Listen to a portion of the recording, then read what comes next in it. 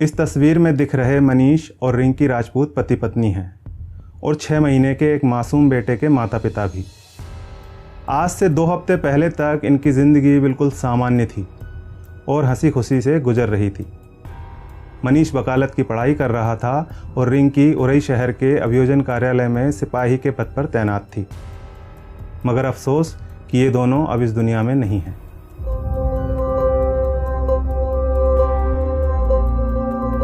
नमस्ते, मेरा नाम है मनोज मनु और आप इस वक्त देख रहे हैं द चाणक्य।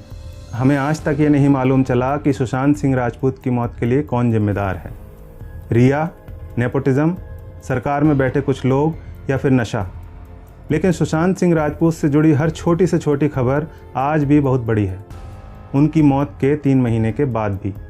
क्योंकि बड़ी खबर वही बनती है जिसकी टीआरपी का आंकड़ा बड़ा हो। खैर, हम बात कर रहे थे असल में बड़ी खबर की, और वो ये है कि रिंकी राजपूत ने 2 दिन पहले खुद अपना जीवन समाप्त कर लिया और उनकी मौत का कारण नशा नहीं है, नेपोटिज्म यानी भाई भतीजावाद भी नहीं है। रिंकी राजपूत ने दुनिया को इस वजह से अलविदा कह दिया क्योंकि 2 हफ्ते पहले उनके पति मनीष की उन्हीं की आंखों के सामने हत्या कर दी गई थी। और मनीष की जान लेने वाले लोग कोई और नहीं बल्कि रिंकी के अपने परिवार के ही लोग थे। मनीष और रिंकी राजपूत की शादी भले ही 2 साल पहले हुई थी, लेकिन उनका रिश्ता बहुत पुराना था। दोनों फतेहपुर के ही एक गांव गौसपुर के रहने वाले थे। रिंकी और मनीष दोनों एक दूसरे के पड़ोसी थे। दोनों एक ही बिरादरी के थे। गांव में बचपन से एक साथ प्राइमरी स्कूल गए थे और फिर एक ही स्कूल से दोनों ने हाई स्कूल और इंटर की पढ़ाई भी की थी। रिंकी राजपूत के परिवार की आर्थिक स्थिति ठीक नहीं थी, तो मनीष उनकी पढ़ाई लिखाई का खर्च भी उठाता था।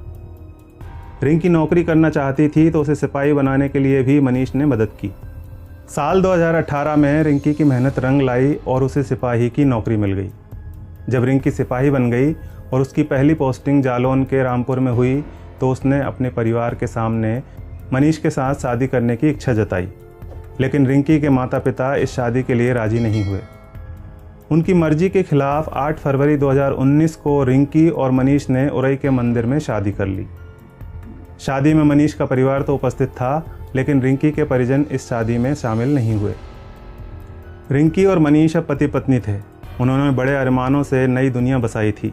शादी के 1 साल बाद दोनों एक प्यारे से बेटे शिवाय के माता पिता भी बने। बेटा अभी 6 महीने का ही हुआ था कि 27 अगस्त गुरुवार की देर शाम रिंकी के पिता प्रेम सिंह, मामा देशराज और भाई अंकित अचानक उनके घर आ गए। सभी लोग घर में बैठकर मनीष से बात कर रहे थे। रिंकी सभी के लिए खाना बना रही थी। तभी अचानक उसके भाई अंकित ने रिंकी को पकड़ लिया और उसके पिता व मामा ने पति मनीष पर कुल्हाड़ी और चापड़ से ताबड़तोड़ वार शुरू कर दिया। रिंकी ने पति को बचाने के लिए भरसक कोशिश की, लेकिन तीनों के सिर पर खून सवार था। ये लोग रिंकी की आंखों के सामने उसके पति पर तब तक वार करते रहे जब तक कि उसकी मौत नहीं हो गई। बाद में पुलिस आई, केस भी बना और तीनों आरोपियों को गिरफ्तार भी कर लिया गया। ये थाना उरई जनपद जालौन में लगभग 8 बजे के लगभग घटना है। अभियोजन कार्यालय में तैनात आरक्षी है, महिला आरक्षी, उनके पति की हत्या कर दी गई है। और जो जानकारी मिली है, 2 लोग हमें पूछताछ के लिए जो मृतक है मनीष के ससुर यानी महिला कांस्टेबल के पिता और महिला कांस्टेबल के भाई, उन लोगों ने चाकू से गोदकर इसकी हत्या की है। वो लोग आज जो किराए के मकान में रहती है वहाँ पर उनसे मिलने के लिए आए थे। उसी दौरान कोई वाद विवाद इनका आपस में हो गया और उसी में चाकू भी उसकी हत्या कर। हाँ, वो लड़की के पिता हैं और लड़की का भाई है जो गिरफ्त में आए हैं और उन्होंने ही लेकिन रिंकी ने जो खोया था उसकी भरपाई संभव नहीं थी।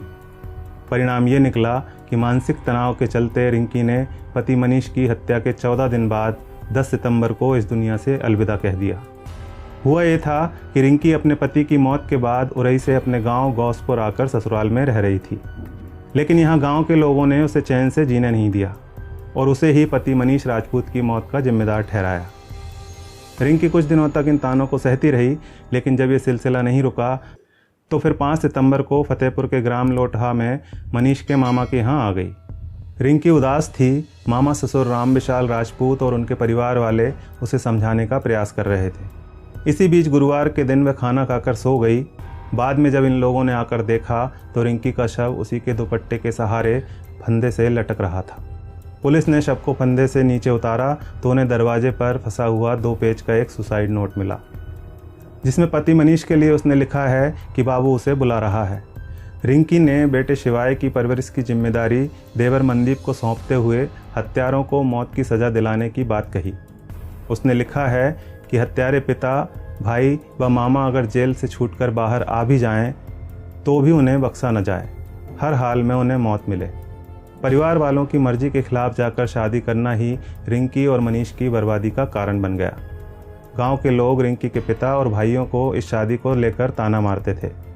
धीरे धीरे परिवार के लोगों में गुस्सा बढ़ता चला गया और इसी गुस्से ने एक जघन्य अपराध को अंजाम दे दिया, जिसमें 2 लोगों को अपनी जान गंवानी पड़ी और 6 महीने का मासूम शिवाय अनाथ हो गया। ये खबर आपको किसी बड़े न्यूज़ चैनल पर देखने को नहीं मिलेगी, लेकिन हमें लगा कि ये बड़ी खबर है और आपको इसके बारे में पता होना चाहिए। आप भी अगर ऐसा ही सोचते हैं तो इस वीडियो को शेयर ज़रूर करें। ऐसी ही अपराध की सच्ची कहानियों के बारे में जानने के लिए हमारे YouTube चैनल को सब्सक्राइब कर लें और Facebook पेज को लाइक करें।